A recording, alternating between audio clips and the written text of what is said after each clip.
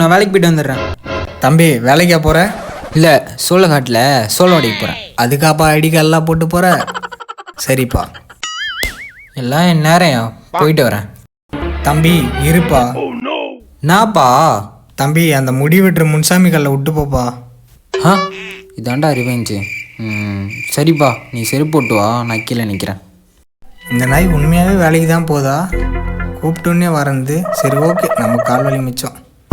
எங்கே இவன் கீழே நிற்கிறேன்னு சொன்னால் ஆளே காணோம். சரி ஃபோன் பண்ணி பார்ப்போம்.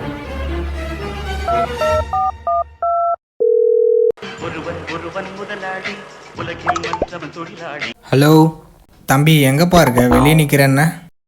இப்படி தானே சின்ன வயசில் நீ செருப்பு போட்டு வான்னு விட்டு போவேன். தம்பி அப்பாடா. யோ ஃபோனை வையா.